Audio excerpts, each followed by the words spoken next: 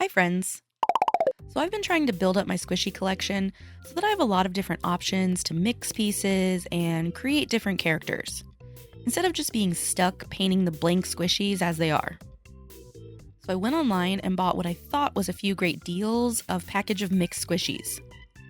First came this package. Then these little bubble things. And then I got this box. Do you notice anything? How about now? Yep, they're all the same.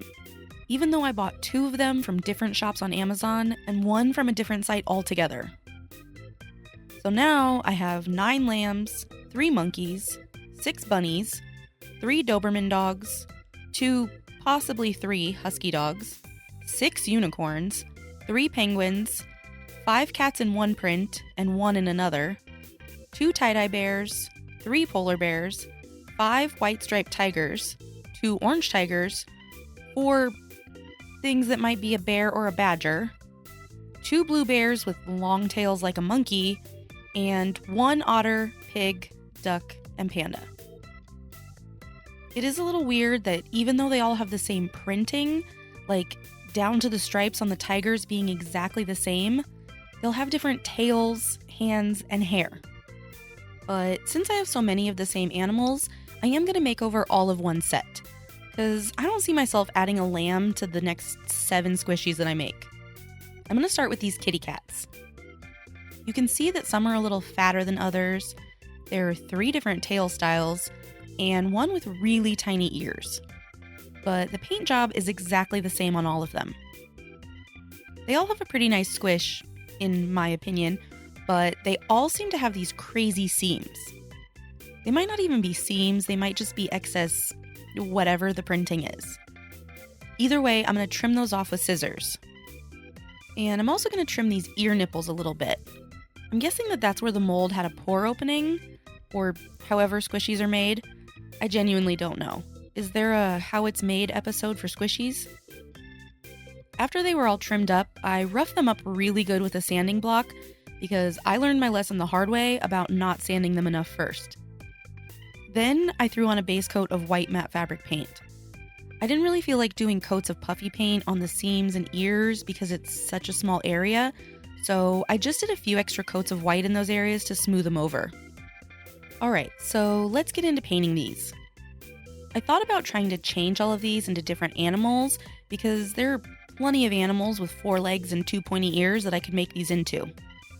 But it did get a little complicated because of the tail situation, and then I was considering cutting pieces off and moving them, and it just got to be a lot to do in a short period of time. Maybe if I do this again with the other sets of multiples, I'll do species changes. But this is obviously a white cat. And yes, I went back over him with another coat of white paint. But that white was a mix of fabric and puffy paint, so it's vastly different. I mean, not really, but I did want to smooth out those seams just a little bit more. Then I added some light brown and dark brown spots. So I took a calico cat and turned it into a calico cat. Okay, but he's not actually calico. He's a s'mores cat. He's obviously mostly marshmallow because that's the best part of the s'mores anyway. Is a single s'mores a s'more, or is it still a s'mores? Of course, the backside got the same treatment, and I painted the little tip of the tail. It's finally time for his face, and yes, his makeup chair is a roll of tape. I added some rosy cheeks, which I never do because I'm always so nervous about blending, but I decided to try it this time. And as soon as I finished them, I immediately forgot about them and didn't do them on any of the other cats. But the point is that I did do it once. He got a pink nose, which I also abandoned for every other cat. And then for his actual expression, he's gonna get a sort of side-eye leer. Because I feel like if any dessert is gonna hit on you at a bar, it's gonna be a s'more. They seem like smooth operators. He's also gonna have his tongue out, tasting himself. What a little creep. Then I added little toe beans and inner ears. And looking back at this in editing, he pretty much looks like a cat, but at the time I was painting it, I didn't think so. So after setting him aside to think about it for a while, I decided the nose was the problem. It's too big. So I made that a little smaller. And it did help a little. So now we have a choice. He needs some goo on his head. What is the point of painting anything dessert themed if you can't add some drippy goo to it? But does he get chocolate goo or marshmallow goo? Maybe both.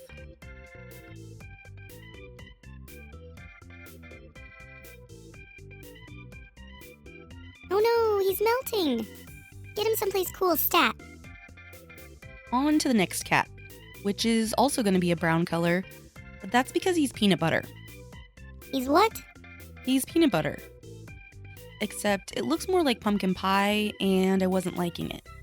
So I lightened it just the most useless amount, and now I liked it. So this guy is peanut butter and chocolate themed. I'm obviously going with the sweets theme for these cats because I wanted them to all sort of go together, and sweets are usually cute and pretty. Except that I picked two of the most boring colored sweets to start with. What can I say? I'm a genius. Also, he's supposed to have markings like a Siamese cat, but he looks like an Ewok. But I swear he's not an Ewok. The back of him was pretty boring, so he got that same tip of the tail spot that the other one got. Because his face is so dark colored, I went with really bright blue eyes. And switching to the inner ears and toe beans while that dries. Then switching back to his face. I wanted him to kind of have a shocked face, like, ooh! But he gets a little messy for a while. Painting faces on these teeny tiny little guys is rough, but luckily I made little tubs of each color, so I have plenty for the many touch-ups. And this guy's done. I don't know if he looks like a cat, but I like him. Alright, let's finally get into something colorful. I don't know why I didn't pick more colorful desserts. Like, I thought of blueberry, but for some reason I discarded that idea. Or something orange. I need more orange items to balance out my rainbow. I didn't want to do a cupcake or ice cream because that would be too obvious. Like, cotton candy isn't. Which this is obviously going to be cotton candy themed. I painted a couple of coats of pink on one side and blue on the other to build the color up. Then I went in with a couple of thin coats in the middle, overlapping them and blending. And it really only took a couple of coats. It was remarkably easy to blend. Maybe because they're very similar in tone and pastelness. Anyway, now it's time for the details. I plan to do a slightly darker version of each color for the inner ears and toes. But it didn't contrast enough, so I switched sides and put dark pink over the blue and darker blue over the pink. And this guy is going to be super happy, because wouldn't you be if you were made out of pure sugar? So the bloody blotch on his face is going to be his tongue, once I finish his mouth. I decided to go with dark purple for the face since I thought black might be too dark. But I'm not sure if it's the purple or just the expression itself, but he looks terrifying. Why do giant eyes look so wholesome and cute when other people do them, but they look possessed when I do it? That crazy looking mouth is not helping. I tried to add ginormous eye highlights to make it a bit more cute, but she still looks really insane. Okay, despite her psychosis, after a few days, I decided I really like her. Something about her enthusiasm is infectious. Okay, this next cat is going to start out white again, but we're about to go nuts with the color. Can you guess what her theme is? It's Funfetti. I know that was a tough quiz because this doesn't really communicate Funfetti as much as it communicates circus, but oh well. I'm trying to add little splotches and dots of the entire rainbow using a dotting tool because I've seen Mariah Elizabeth use a dotting tool when she's doing details. But how does she get it not to leave a spike every time she lifts the dotting tool up? Like, he reminds me of this weird little light bulb I had when I was a kid that had rubber spikes on it. I guess I'm just not dotting tool savvy. Honest question, does Funfetti cake taste different than plain vanilla cake? I'm not really a cake person, it's fine, but if I'm using up valuable stomach space on a treat, cake is not what I would choose. I've had Funfetti cake before, but I honestly can't remember if it tastes any different or if it's just more fun. Anyway, for his face, he's gonna be pretty happy since he's Funfetti. But I actually should have gone with a really pissed off face, because an angry Funfetti would be hilarious. He's mad at constantly being stereotyped as peppy fun guy. But I didn't think of that. So he's a happy Funfetti polar bear. Why does he look like a polar bear? Why do I struggle so much with cat faces? I'm gonna have to fix those whiskers. I stuck with black for the details because he's so colorful, I didn't think the pink would stand out enough. I tried making him look more like a cat by adding toe lines on his front paws. Because polar bears don't also have toes? Dum-dum. I covered up those messed up whiskers, painted over this pink spot that made it look like he was winking, decided to make his nose smaller since that worked last time, and then also thinned out his eyes. The amount of cosmetic work this guy has had done. Finally, I added back in his whiskers on the one side, and then for a reason that escapes me even now, I painted his whole tail black. I think that I thought the back of him was too plain, so I was going to give him a black tip to his tail, but then that looked strange, so instead of covering that back up, I just painted the whole thing black. It makes no sense. He doesn't have black fur anywhere else. His inner ears and his toe beans are his skin, so does that mean his tail is bald? Ugh, just don't look at the back of him. Last, he's gonna get some goo, cause what is a cake without frosting? I spent way too long trying to decide what color his frosting would be, and I landed on blue. And I didn't want it to be too drippy, so I went with a gooey dollop that kinda looks like a blue toupee, which I love cause it's hilarious. And to add some sprinkles, I went with these round ones cause they were the only ones I had in the right colors. Add it to the list of things that make no sense about him. And here he is. I think he's honestly my favorite out of all of these so far. He's so ridiculous and cute. Okay, so this last one, well, let's just say I'm definitely not saving the best for last. She is something. Let me just explain my thought processes here. So she has very tiny, weird ears. I don't think she was meant to be a cat because she also has this weird, tiny little tail. So I was trying to think of how to cover her ears in gooey fabric paint, so I wanted her to be something very saucy and gooey. So I came up with candy apples. Honestly, I blame that coloring page I did last week because I've never actually had a candy apple, but they look really saucy and gooey.